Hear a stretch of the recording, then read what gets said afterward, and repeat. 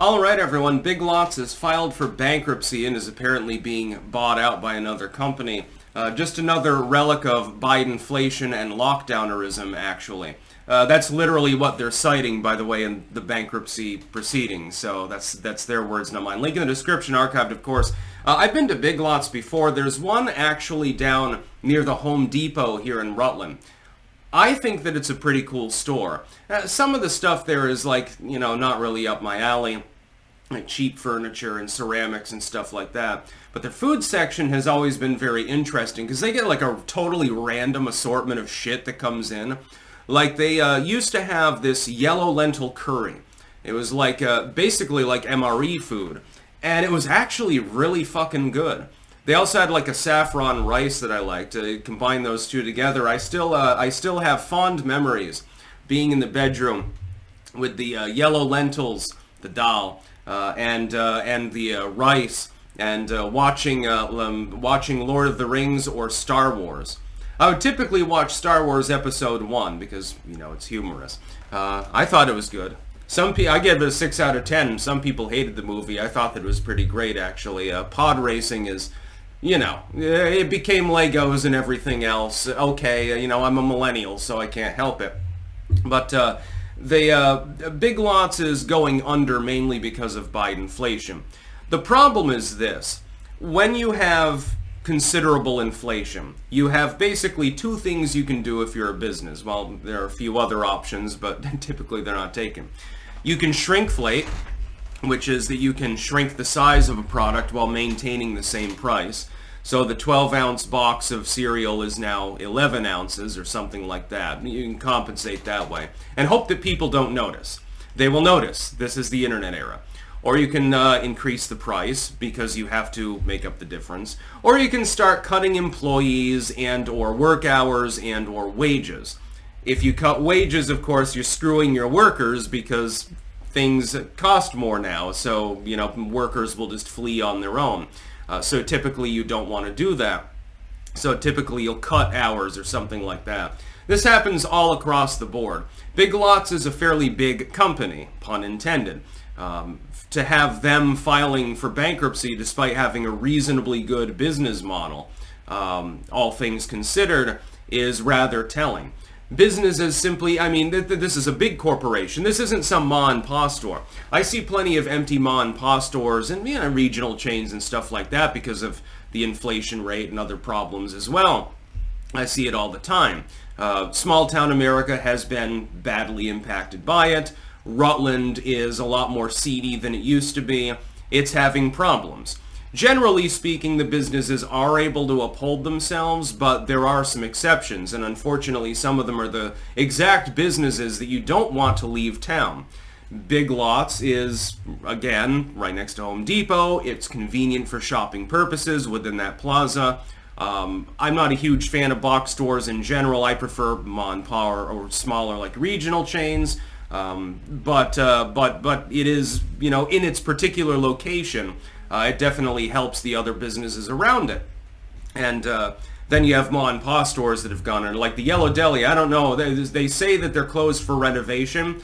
I've not seen any change to the interior there, and I have a feeling that closed for renovation means closed permanently, which is really sad because they do have good food. Yes, I understand that it's run by a cult that's involved with potential child abuse, but I'm there for the food. By the way, I don't actually believe those allegations because I've actually met with these people in an interpersonal setting. Those kids don't seem abused. There might have been instances of it, but that's like saying you should close down the local Catholic church and the Catholic-run food venue because of one priest acting out.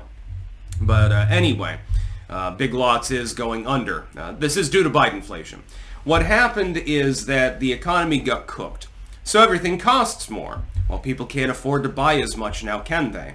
Again, you've only got a few recourses. None of them are necessarily good for economic purposes. If you shrinkflate, people will notice, and then they'll bitch about it. By the way, the Biden admin has literally bitched about this. If you increase the cost, they'll say that you're price gouging. If you cut workers, they'll say that you're anti-worker. If you cut wages or you cut hours, they'll say you're anti-worker. It's basically, it's a thankless situation, actually, probably, to be a business owner right now. You've got an openly adversarial administration and potentially an incoming overly adversarial administration. We're hoping that Trump gets in there, but I mean, it could be Kamala. And so business confidence right now, I wonder why it's at considerable lows. I wonder why business confidence is not particularly high. Oh, Big Lots just fell on its ass. Yeah, how do you think that your regional chain is going to do? Big Lots, again, is a fairly large chain of box stores. This is like McDonald's going under, or something like that. Oh, McDonald's went out of business because we couldn't sell the fries at a profit, and so now we got bought out by Wendy's, or something like that. I think the reverse would be more likely to be true, but you never know. It's entirely possible because of the shitty economic situation that we find ourselves in. Again, when I go to the store, things cost so much more than they did, even things that already cost quite a bit a few years ago. Like before I went to the Netherlands, this is half a decade ago, a little bit more than that. If you went into the local gas station, they had a little section, they had like the Panera soups.